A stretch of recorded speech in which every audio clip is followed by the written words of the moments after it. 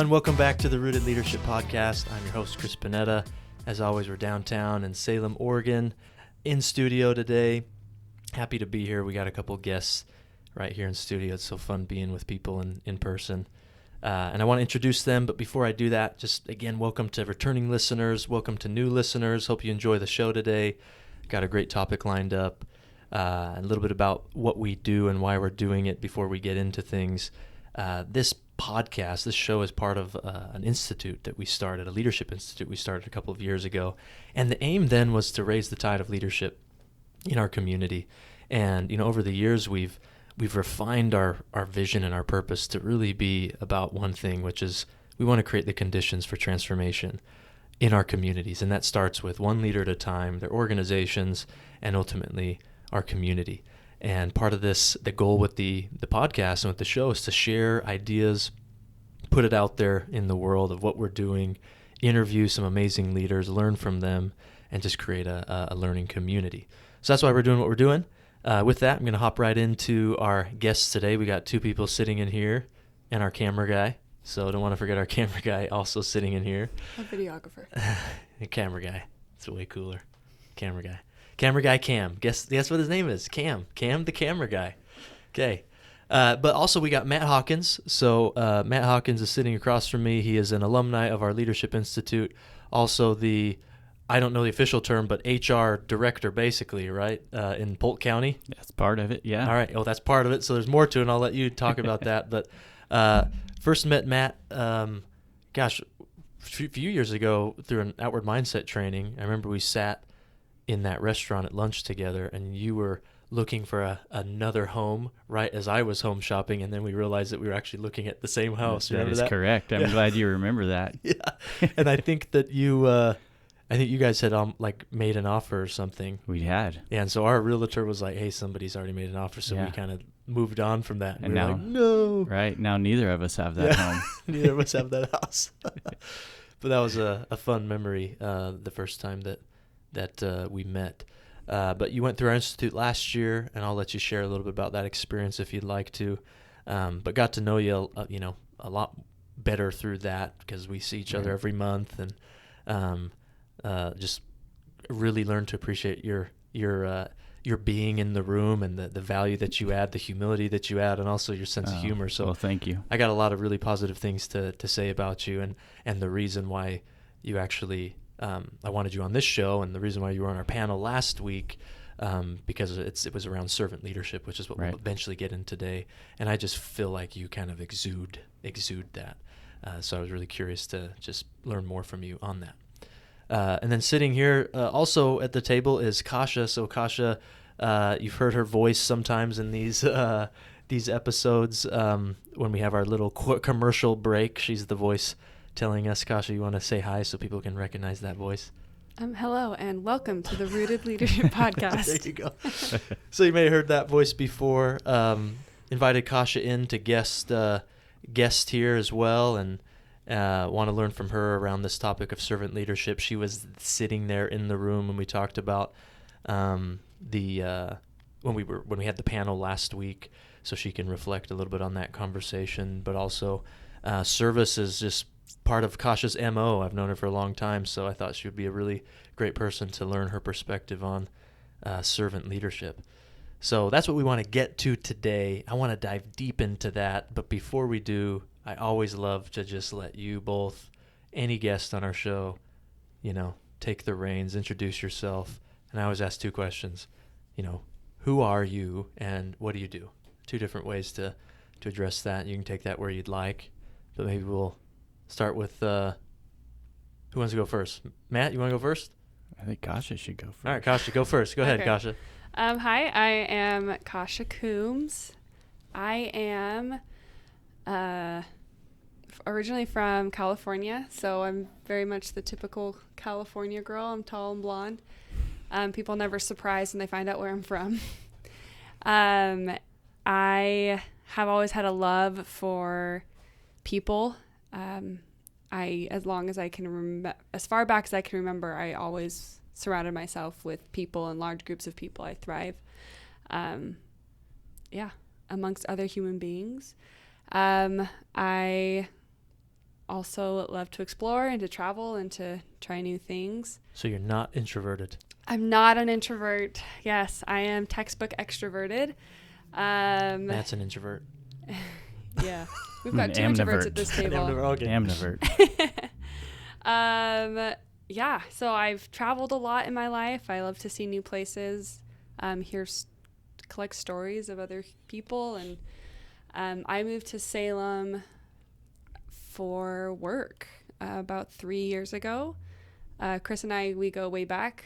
Like he said, we met at school over 10 years ago. So he said, hey, I'm doing this crazy thing out in Salem, Oregon. Do you want to come move out here? And I said, sure, why not? Never been to the state, packed up my life, and drove to Salem, Oregon. No regrets. Love living in Salem. Yet. No regrets yet. Right. No, it's been really great. There's some states I've been resistant to become a citizen of. Oregon has not been one of them. I was very Oh. excited Good to hear. to get my Oregon plates. I also think just the little tree is so cute. So, but yeah, so I guess that's kind of who I am. What I do is a harder question to answer. I work here at Mountain West with Chris. I do a lot of support with the Groundwork leadership program. We're still trying to figure out what we do here. Yeah. Yeah. Yeah, you're making it work. We It's just good. do stuff. Right. Yeah. But yeah, I do a lot of the logistics and just supporting the big brains that are pulling this program together. As well as I do a lot of, within our community, some of the outward mindset work and initiatives, as well as support other things here and there. So. Yeah. Kasha has just a great way with people and creating a space and relationships that they don't forget, you know. Obviously she left an impression on me, but she just has a lot of talent, so it's nice to have Swiss Army knives in the work that we do, and Kasha's definitely a Swiss Army knife, so meaning if anybody doesn't get that analogy, she can do a lot of I'm not talking about you two. There could be somebody listening that never heard that reference before and, you know, just can do a lot of different things, and that's what we need to really do our work here. But when you talk about traveling, tell us the coolest place you've traveled to. Oh, that is so hard. Because I think it's also hard because there's some places I spent a month and a half at, and then other places that I spent a week at, and they're kind of two different experiences. So my most recent travel experience, I'll share that one, was I went to Iceland. Ooh. And we rented a camper van When was that? Oh, man. last 2 summers ago, the summer before COVID. Okay. Oh, okay. And then, yeah, it was with people I'd met like 2 weeks previously. They said, hey, we're going to Iceland. Do you want to come? And Doesn't I said, sound yeah. safe. And how long were you on this trip? It was just, it was about 5-6 days. Okay, so yeah. half the time you knew them. Yeah, kind of. 2 weeks. I don't want to make light of serious things, but maybe I'll have to watch the movie Taken with you sometimes. 'Cause don't just get in camper No. vans with people you met 2 weeks ago. No, they were good people. Also, the girl in the Taken movie breaks every traveler rule. So Okay, it's no so wonder she gets kidnapped. that's But no, Iceland was beautiful, and it was really cool because we just drove all over the country and That's then just really cool. camped at different places, and so we saw icebergs and beautiful waterfalls. Everything was so green and lush. I mean, the hills almost looked like you could bounce off of them. They just looked wow. That's just amazing. so cool. It was probably one of the most beautiful locations I've ever been. And the people of Iceland are some of the kindest and most trusting people I've ever met. Like, we got to the airport and we missed the bus to get us to the location to pick up our van. And we called them. They're like, oh, it's fine. We actually have a van there. The keys are under the dashboard. You can just drive it. Just take that and take it. Drive Wow. it here. And we're like, Very, Wow. very trusting. it's incredibly that is. trusting. Anyways, and there's just multiple experiences like that. So That's really cool. yeah, Iceland, it's worth the trip. But I would say go longer for 5 days. We Seems like a long ways to just hang out for 5 days.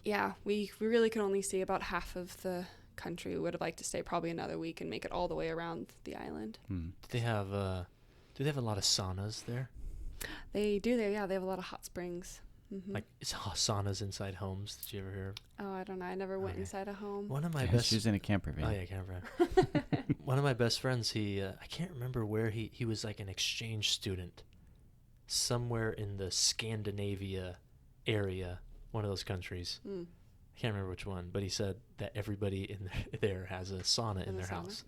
And it's just like what families do. Some evenings they just all go get in the sauna. Oh, really? Yeah, it's just like a thing that they do. That's funny. It makes me, when you think of Frozen, right? And there's the guy Yeah. that runs the show. Yoo-hoo. Yeah. Thanks, I'm a blah. Yeah, that's right. And his whole family's in a sauna. Yeah. So So it's probably true. it's true stereotype. Apparently, my friend said that everybody there has a sauna in the house. It's very rare that somebody doesn't. Probably better than just watching TV. Yeah, it's true. But again, I don't know where there was. I don't know exactly what country it was. We'll have to do some research. Yeah. All right. Thank you, Kasha, for that intro. Yeah. I'm glad to have you on the show today. Thanks for having me. Yeah, Matt, what about you, man? Can you give us an intro here? I don't know if I can. After following that, I'm the boring one here today. I have not traveled. I've actually had the opportunity to hear Kasha's story more than once, actually more than several times now, and it amazes me just how she's ended up here, and the leap of faith that she's taken and what that's done for our community. So anyway, for what that's worth. So who am I? First of all, to kind of follow the same, I am a husband and a father above all else. Lucky to have met my wife in college when we were attending Western Oregon University. I had different plans in this world, and she let me know that they were the wrong plans, and she has fixed me. And we've been here ever since we went to college many years ago now. I did not grow up here. I grew up in Oregon, so I've never lived outside of Oregon. However, where I grew up was on the Idaho border, and most people think that's a different country. So Nampa? Was it? What was it? Outside of Boise, actually, but on the Oregon. What's it called, though? It's called Vail. Vail. Vail. Ramirez has told me. Yeah, Larry. Yeah, Vail, Oregon. Yeah. So kind of weird for Vail, two of us to be over here now. So anyway, so who I am, I have a deep desire to become somebody better than who I am now and who I am today. And I desire to serve people, and I desire to see leadership in this world change. That's the reason I've been so excited about what Groundwork has done, what Mountain West has promoted. It's been really fun to be a part of that. What I do gets a little bit more complicated as well. I have a sign in my office at work that actually says, when asked what do you do, answer whatever it takes. And I try to live by that. So when it comes, I try to take on what I can. But I don't like titles at work. But to get to it, my title for my job is Administrative Services Director for Polk County. So I oversee human resources, and then get to work with our General Services Department as well. Boss man. I don't like that either. I'm a I know, that's why I said it. I am a coworker. I have many coworkers, and I'm happy to answer to many other people as well. So very fortunate to have started my career at Polk County. I've been there for 23 years now. Wow. I actually started there right out of college as a juvenile probation officer. So I think you told me that once. Completely different world than what I do now, but because of the environment that Polk County had created, especially at that time, and opportunities that existed, I was able to change my career and not leave my employer. And for that, I'm going to always be grateful. Yeah. There's a lot of people that paved that way ahead of me as well. So give us an example of the complexities that come across your desk. So you get a greater appreciation so like of the work that a you day do. in the life type of thing. What's some of the complexities that come across your desk? It's interesting because we're in human resources. We're responsible for the recruitments, and we have a couple of analysts that work in there who are fabulous and amazing people that really handle the recruitment for Polk County and being able to get new employees on and do the new employee orientations and things of that nature. I get to deal with some of the less fun things as far as if things aren't going well. We're going to be dealing with investigations and employee situations, shall we say. We're very blessed in that those are very few and far between. So most of that work actually is positive, and getting to recognize employees for the things that they've done. But I could be in a meeting dealing with human resources issues at, say, 2:00, and I got to rush out because I've got a buildings meeting at 3:00 to be meeting with contractors to talk about a new project that we've got going. So completely changing gears, but I actually love it. I'd get bored otherwise. Yeah. Swiss Army knife as well. I try. I think sometimes I've got some broken tools, but I do what I can. Yeah. Well, I've always fascinated just again, learning from others when they do these intros.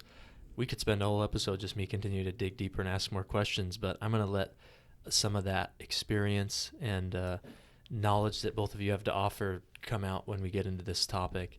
Because people probably clicked on this episode because they saw servant leadership, and if you have an inclination to learn about that, I want to get right into it. And so please feel free when we're talking about servant leadership, lean into your experiences, what you've seen, what you've gone through, just as much as the ideas themselves of around servant leadership. Is that cool? It works. Yep. I do want to mention one more thing. You mentioned when you answered who are you after being husband and father. You said you want to be somebody that fulfills their potential. What were the exact words you said? I want to be somebody better than I am today. Okay. Well, the word that came to mind was potential when you said that, and the reason why that's so important to us here in our institute.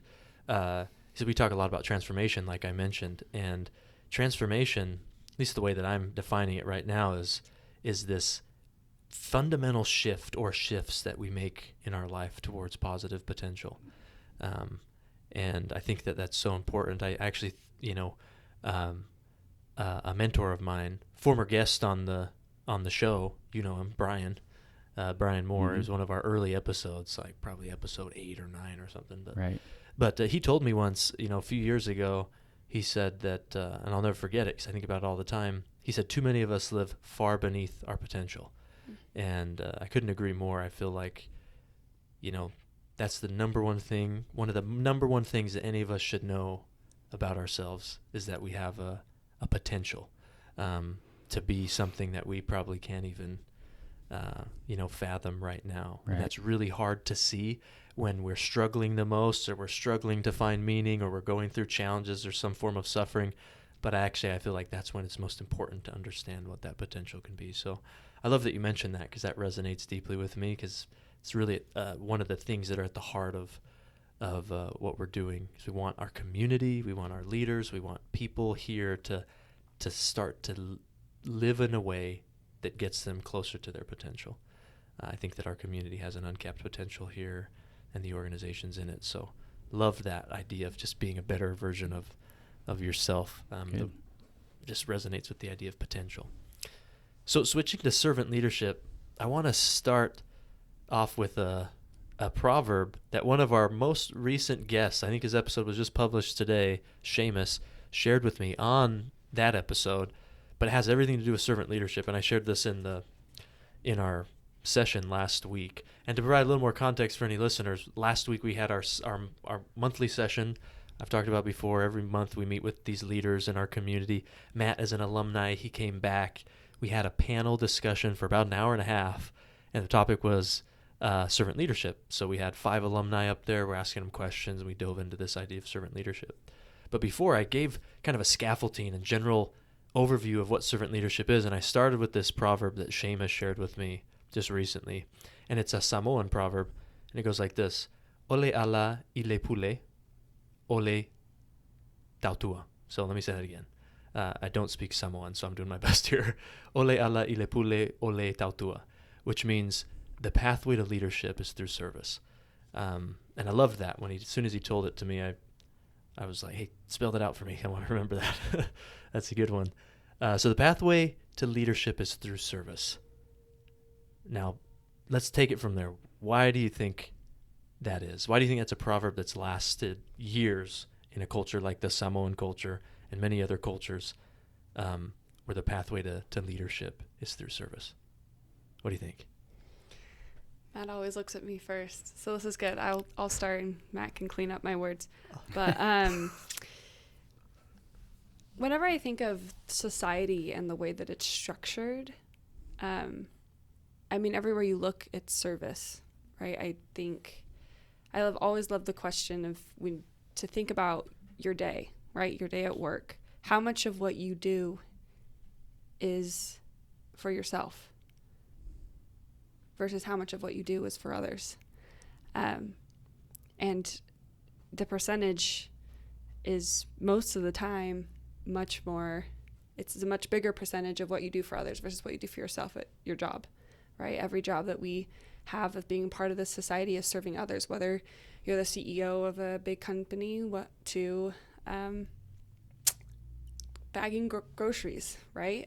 You're constantly serving other people. I think our society is set up through service because as human beings, we need each other and we need help.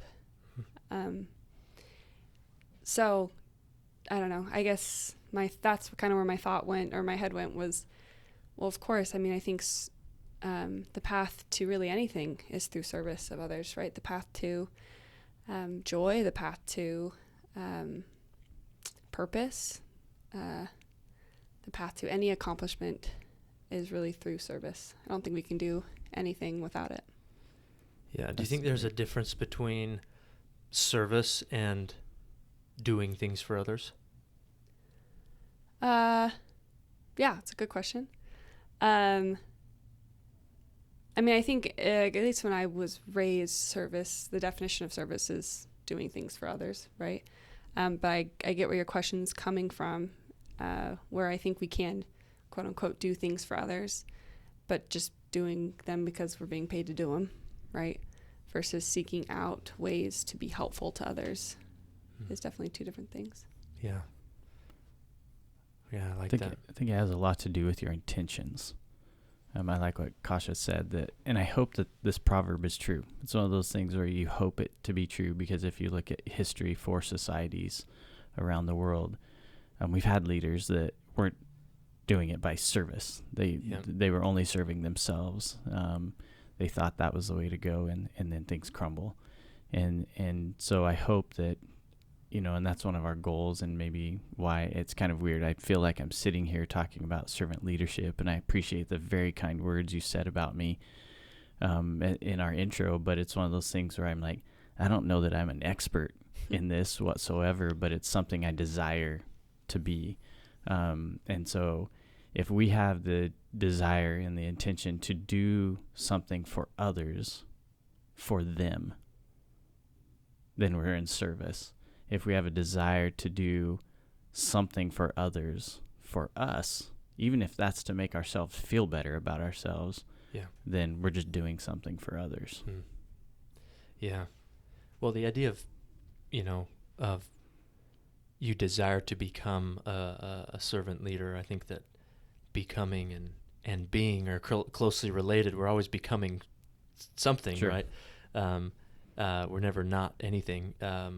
And I think that's where it starts. So to bring some of these comments together, it seems like that there's something that precedes the actual service itself. What do you think that something is? You call it intention. I'd say intention, change of heart, whatever it may be. I mean, I was just thinking about my own history. So I'm sitting here, lucky enough to be here today. When I first started in my career, you'd look at the ladder a little differently, and you're like, okay, fresh out of college, got to get some years of experience, and then I can maybe move up, do some things within the career that I had chosen at that time.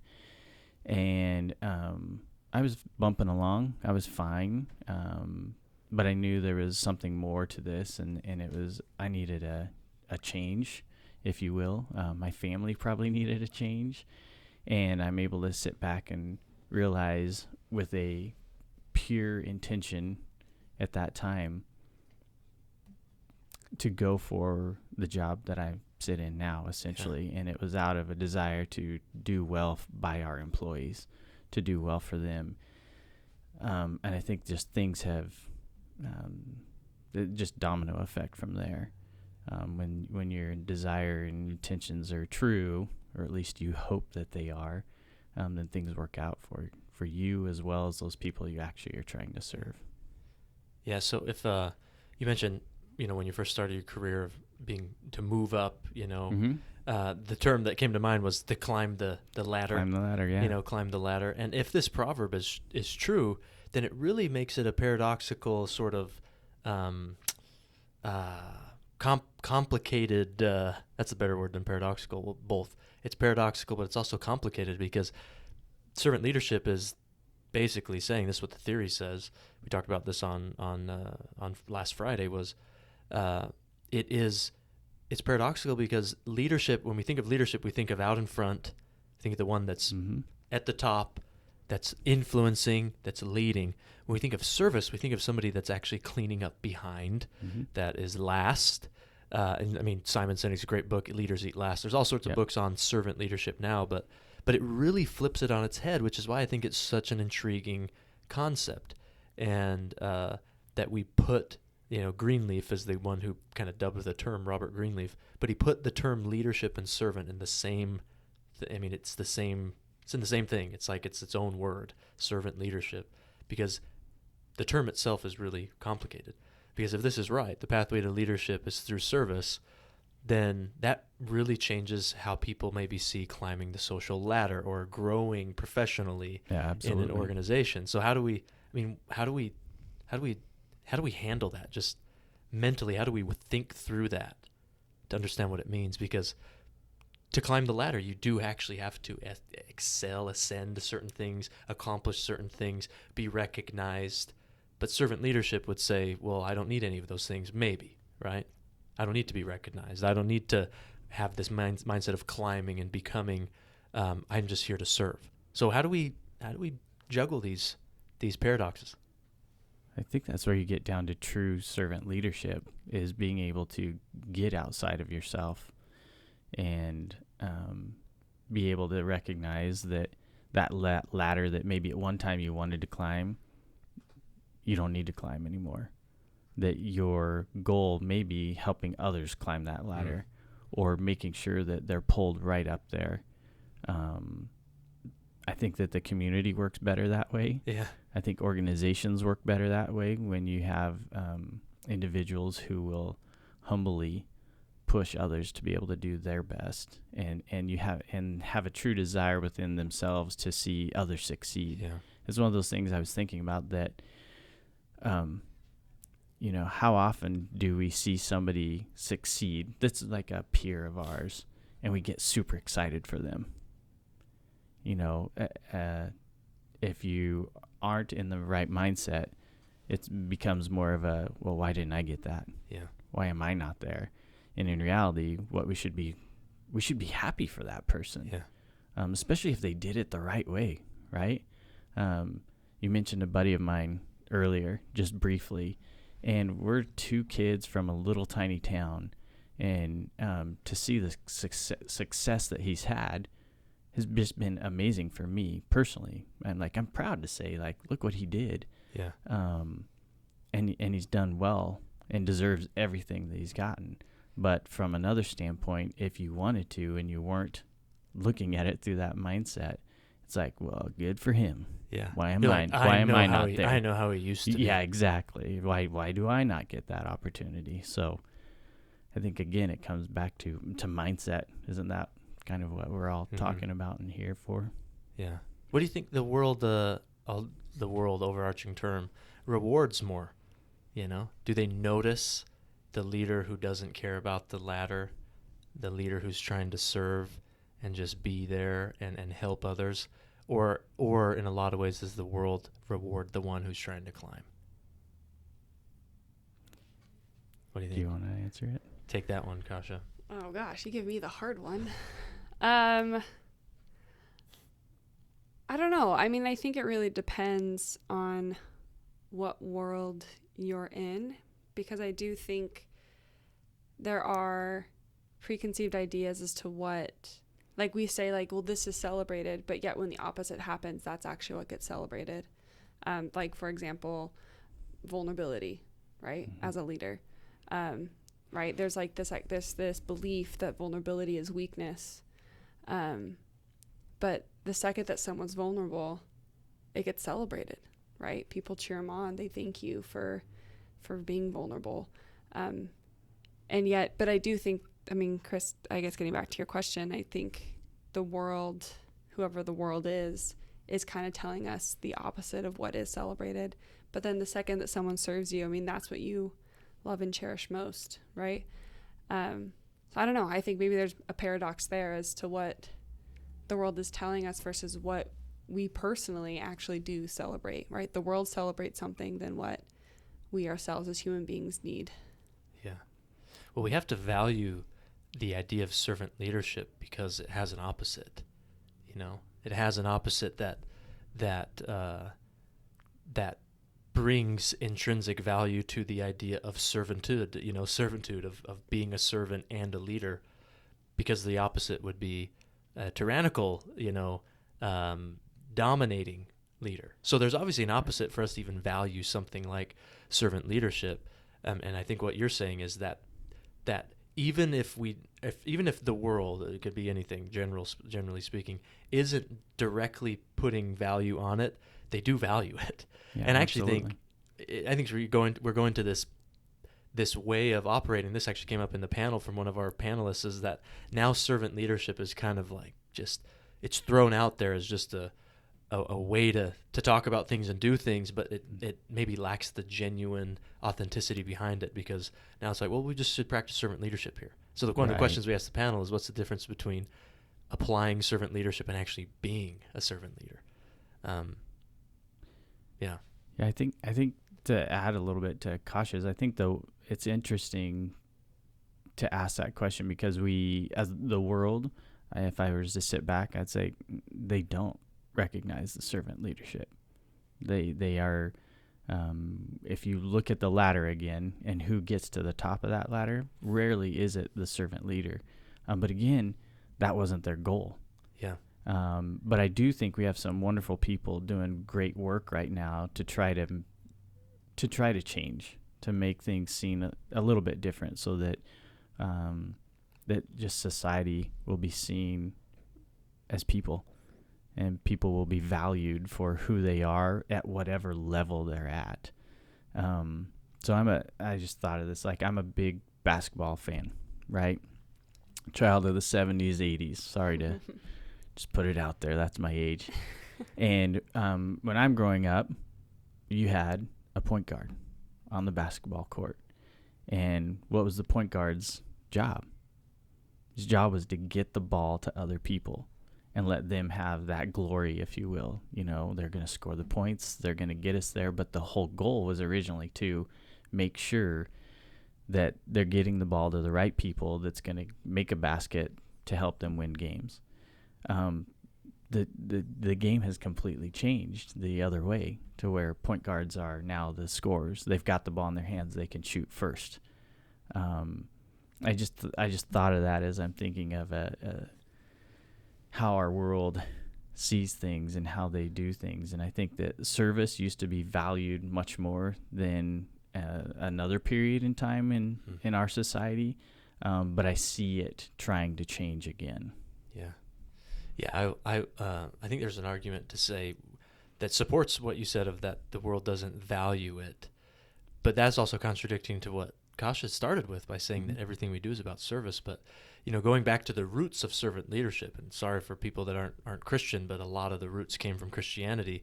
They didn't even value it then. Right. They killed him. Mm-hmm. They crucified him.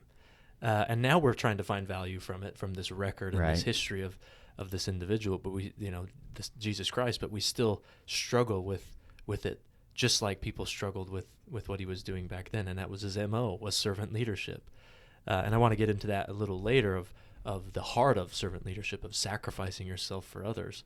But I want to come back to this idea of the balance between what we know is best and what people really want in their hearts versus how things actually are, whether it's the world, our organizations, our families, our communities, the media, because we all love servant. We love when somebody is genuine and vulnerable with us and they serve us and it's authentic and it's real, but that's just not the way things are. And so why is that? Why is it not the way things are if we know that it's the right thing? And I have a theory, at least part of the theory is it's because, like what you said, Matt, is they don't need that recognition. Right. So it doesn't become a big deal because they don't do it in the first place to get recognized, right? Like Buber's I it, I thou. The thou doesn't need the attention. It doesn't need to be recognized. It doesn't need to be on the stage. It just is, and it's just authentic and it's real. But the it within all of us, this structured, more order, performance sort of mentality, that wants to be recognized, that wants the glory, and so that might be why it takes over.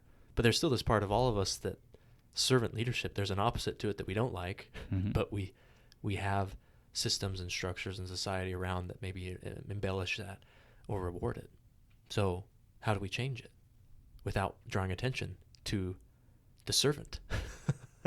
Right? How do we change it without drawing attention to say, hey, this is the better way? Because that would be drawing attention to it, which creates more of that paradox and that challenge in it that makes it complicated. Yeah, I don't know if we can change it without drawing attention to it. I know we'll talk. It sounds like we'll talk about it more later, but you bring up Jesus Christ and the fact that he was crucified. So servant leadership didn't work in some respects, right? The people didn't all follow him, because if everyone had followed, then we would be like, this is the greatest way to lead in history. The greatest thing ever. And does it always work? No, there's proof right there, and there's proof in other ways that it doesn't always work if you're trying to be at the top. Yeah. And if we want to change things, you have to have these conversations. You have to have people doing the research, people writing the books, people doing the podcasts to talk about servant leadership and a better way of doing things. What do you think, Kasha? Yeah. Why do you think it doesn't work? Well, I guess the idea that's floating around in my head is this idea of like calling it out or bringing attention to it. And I feel like in all other leadership realms, there are people standing in front of crowds of thousands saying, hey, here's this leadership pattern and here's how I did it and here's why it worked, right? Like there's people almost saying, look at me and look how successful I am, versus what I think servant leadership calls for is that a true servant leadership won't ever do that. Servant leader, right? That it almost needs other people to recognize that leader and to share their story. I mean, even think about the story of Christ, right? There's nowhere is there a book of Jesus Christ, right? All stories about Christ were told by others, never by him. And I just think there's just a difference there. I mean, as a Arbinger facilitator, you're trained to never tell good stories about yourself, right? Only tell good stories about others. And I think that's true to servant leadership, right? Is the second that we share a story about a time that I was a great servant leader, we've lost the spirit of it. You've lost all humility at that point. Right. Right? Right. When you're talking of yourself. Yeah. Yeah. Yeah. Interesting things from that is, because even those stories that aren't the good stories about ourselves, at the end of the day, they are, right? Because they're these stories of change that we went through. And so even though, at the first sight of it, it feels like it's a bad story about somebody. And for anybody listening, these Arbinger stories, typically an Arbinger facilitator shares a story about a time when they didn't do the right thing. They saw somebody as an object, instead of saying, hey, I see everybody's people all the time and I'm wonderful. But at the end of the day, it is a story actually about that facilitator learning to see that they were the problem. So it is a kind of a good story, right? Because it puts something within reach, but then helps somebody still grow. Like you relate to somebody, but it still helps them grow. I think a good servant leader does the same thing by, hey, I'm not perfect, unless you're Jesus Christ. I'm not perfect, but I'm learning, I'm growing, like you said, Matt. I'm trying to become. And when, the Savior, greatest example of servant leadership, obviously that exists, and he, in some ways he never drew attention to himself, but in other ways he was trying to say, this is the way. Absolutely. This is the way, and here's what you do.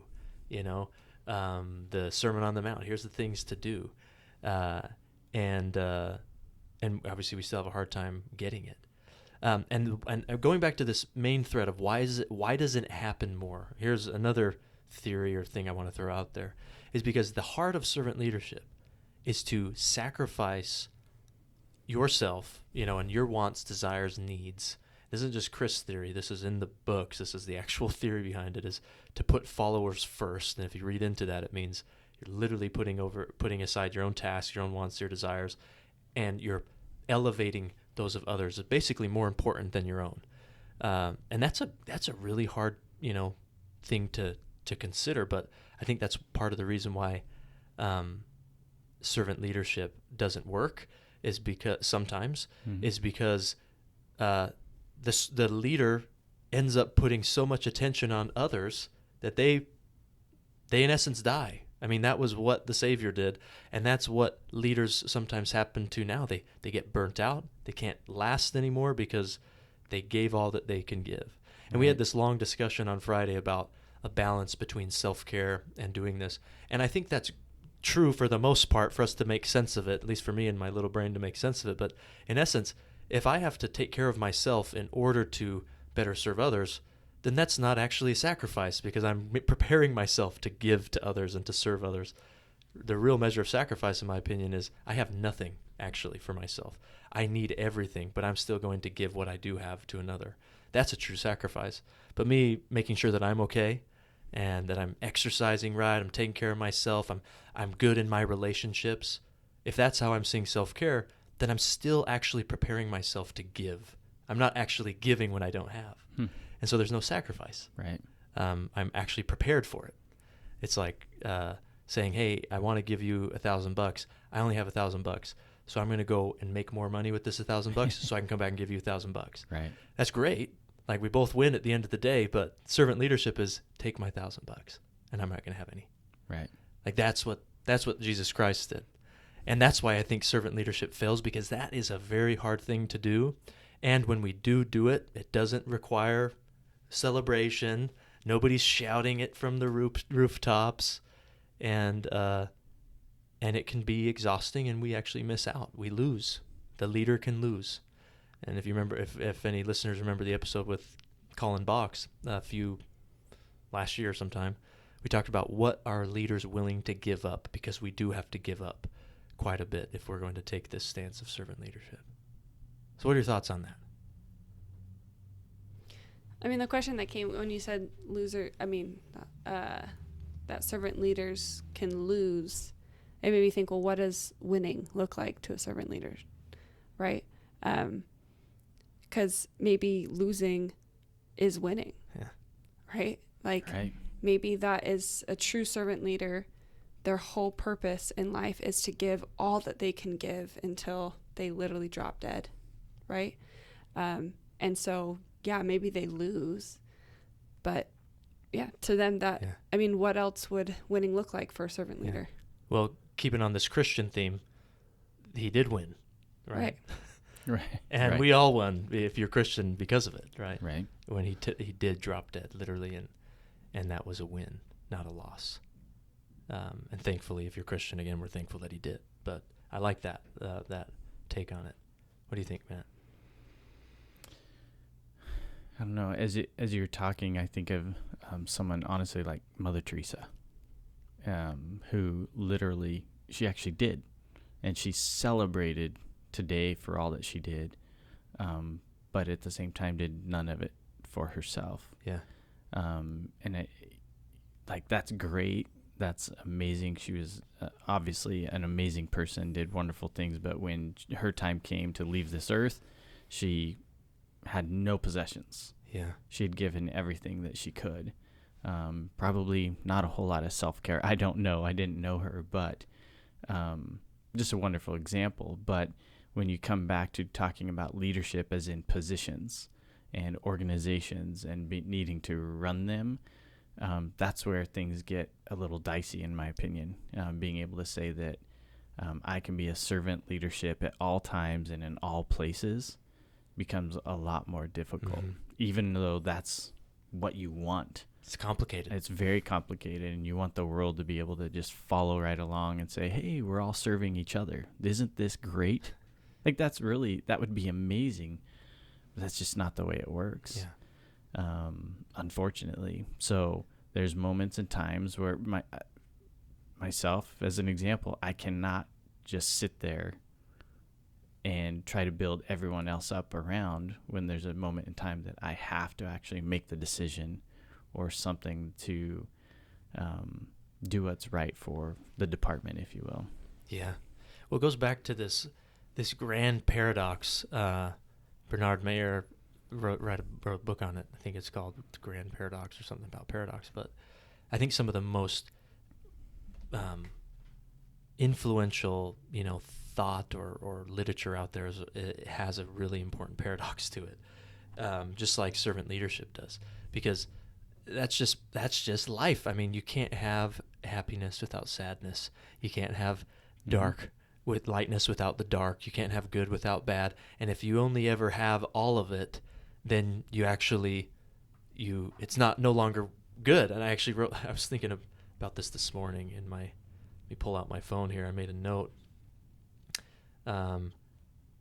So this is from Taoism, the Tao Te Ching, and it says, all the world, and this is getting to this point that I'm making of paradox. If all the world knows is beauty, but if that becomes beautiful, this becomes ugly. All the world knows good, but if that becomes good, this becomes bad. And so all of anything is bad, right? And so this goes back to servant leadership has an opposite, which makes servant leadership such a attractive form of leading, not just for leaders but for followers. They want that. They want that sort of a leader. And I think most leaders want to be that way. But it doesn't exist, and I don't think, nor is it what it is, without the opposite. And you can't live in a world without both. And that's the beauty in paradox, but that's also the challenge there, is because we wish we lived in a world full of beautiful goodness all the time, but we wouldn't appreciate it without the bad. We don't know what a truly joyful, happy moment is without the sad one. And that's just part of living, And I would say that's, as it relates to our institute, that's part of transformation. Transformation isn't having one without the other. It's not just having all the wonderful things. Transformation is the commingling of both sides.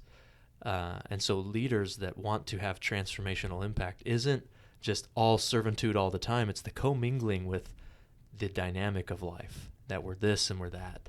And how do we take this stance that you said, Matt, this is my own belief here, but always wanting to become this, live to this potential. It doesn't mean that we're wonderful all the time. It just means that is the goal, and who knows what potential is. Right. Right.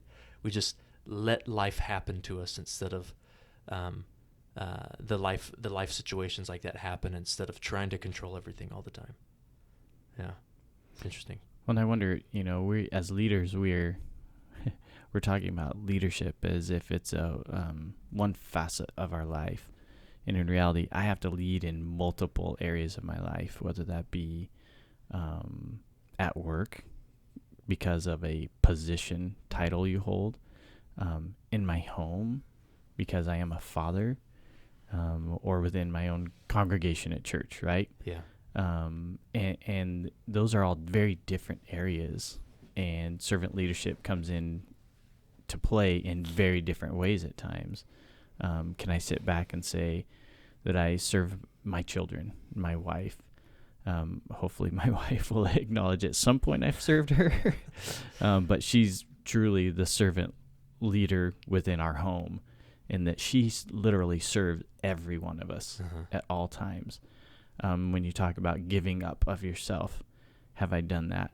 Yeah, I've given up a lot for my children to be here. Like, trust me, my life is not what I had planned. Thank goodness.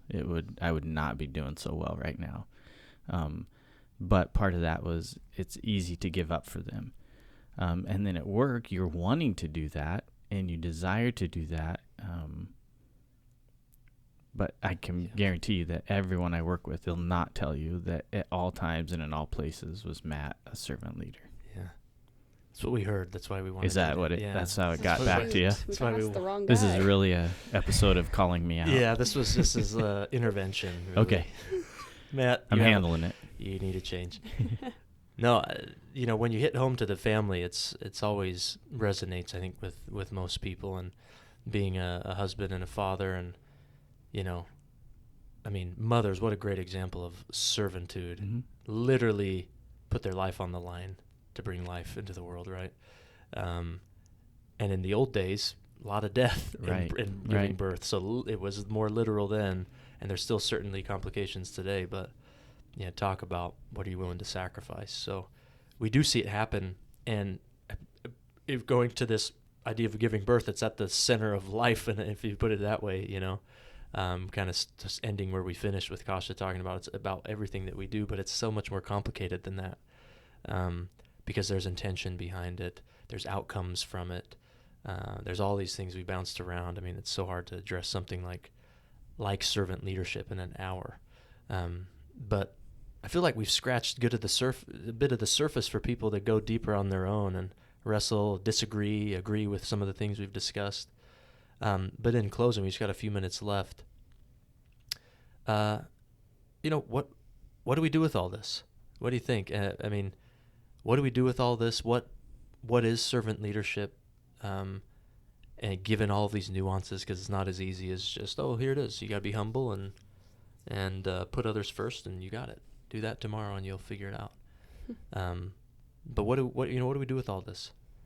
Going forward, what do you think? What do you think, Kasha? Well, I think when you asked that question, I took it personally, right?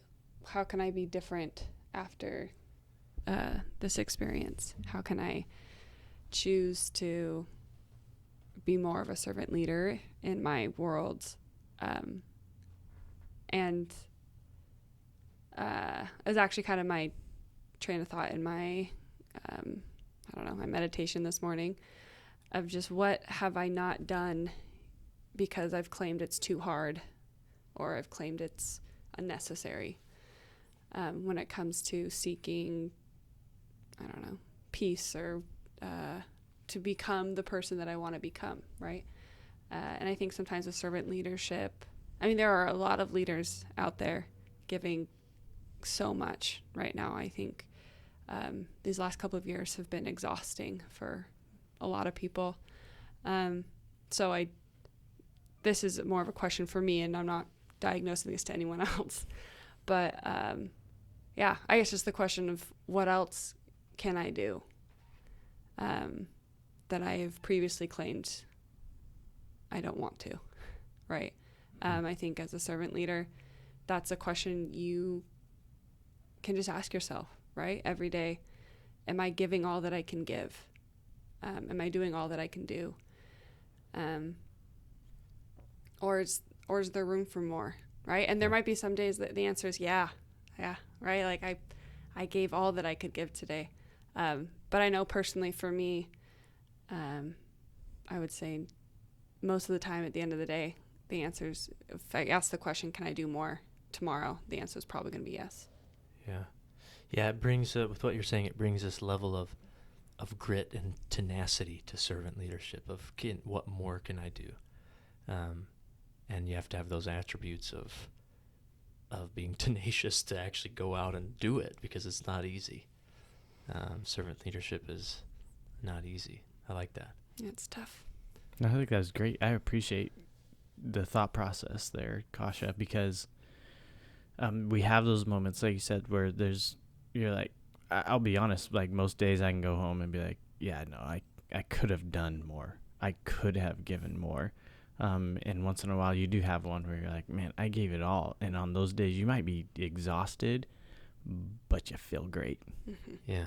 Because that was the goal in the first place. I've been fortunate enough in my life to have some great examples of this, of servant leaders, if you will. And they were just great people. One of my best friends growing up, I've told him countless times, like, when I grew up, I want to be like your dad.